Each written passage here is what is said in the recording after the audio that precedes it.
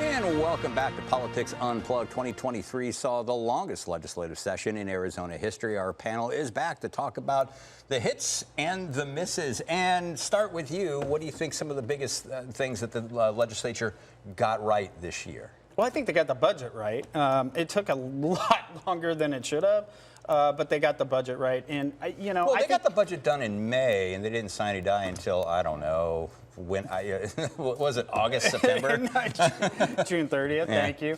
But, I think rural Arizona, frankly, is going to see some big impacts over those dollars. And if you've traveled in rural Arizona and been on those roads, you know that they needed money for maintenance and certainly construction on transportation projects in Arizona. And that was a large part of the close to $1 billion that they allocated this year. And Don, what do you think, from your point of view, best thing that they got accomplished, biggest things they got accomplished in the legislature this year? Oh, I have more to say about the other side of things. Again, I think that it was interesting to watch when the budget finally was, passed, that you saw both sides celebrating. It is indeed a bipartisan budget, even though then everyone kind of walked away and said, well, really, it was a Republican budget. So I guess for them, they got a lot done. And there was a lot of money to go around. And so, when there's a lot of money to go around, then it's not hard to get some stuff done to make some people happy. And because of decisions made by Ducey and many members of this same legislature, we're going to have the opposite problem going forward. So. And one of the things they got done is there was a lot of money, and one of the strategies, the leaders in the legislature had is they gave members pots of money that they could allocate in which way they want. Was that a good thing looking back on this? I think, and thank God we don't go back on the show and look at what I said, because at the time I was very pessimistic about how we're going to roll that tape right now. That might work out. But you know what? Kudos to them. It actually ended at the end of the day turned out to be a great strategy. Well, in some respects, but now you're starting to see some criticism with that. And $15 million. A lot of the stuff went to projects people are questioning, including $15 million for rodeo expansion in Prescott, correct?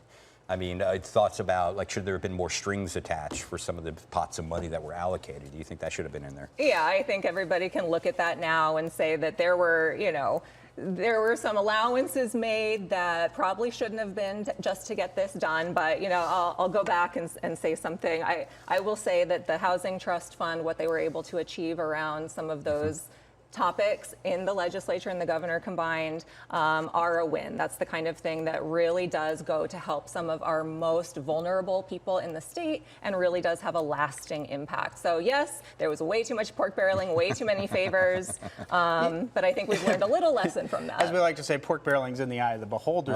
Some person's pork is another person's bacon. If I'm in Gila County and I'm finally getting my road put in, I'm elated over that. And frankly, I would tell you, historically, I think rural Arizona probably did better than it's ever done in a budget. All right, let's transition now. Let's look at what they didn't get done, or maybe some of the missteps there. Now, if you watch this show, if you listen to our podcast and whatnot, you hear me complaining all the time about, the lack of addressing the housing situation. I know there's a housing trust fund. That's one aspect of the whole thing. But I don't feel like the legislature did anything really serious this year. There were a few attempts, but anything really serious to try to bring the costs of housing under control. Am I right or wrong on that? Well, yeah, I mean, a lot of energy and a lot of time got spent on bickering over this rental tax, which for most people, predictions are that actual renters are never going to see it all because landlords are going to pocket this difference one way or another. They'll find a way. Or if they do see it, it is going to be such a tiny portion of a renter's budget that it's not going to make a difference. So probably more could have been done. Yeah, and Republicans, they are touting the rental tax. They keep saying that, but again, you look at that tax isn't going to take effect until 2025. And I doubt that a lot of people's rent is going to go down in the same commiserate to what the rental tax was being charged. Was this a positive thing or a negative thing for them? It sounds like it's a good campaign slogan, something to go out there and no, you wouldn't. They would never do that. I'm suggesting that maybe politics are afoot in the legislature. Oh my God, this is insane. I'll have to look into that. This one I do remember being on the record about, and I do have a tendency to believe, especially on tax matters, like the money that was actually gained by the taxpayer was so minimal, it will not make a difference in their life. And there was a similar bill over tampons and repealing the tax on tampons. And when you broke that down, it was 1 penny.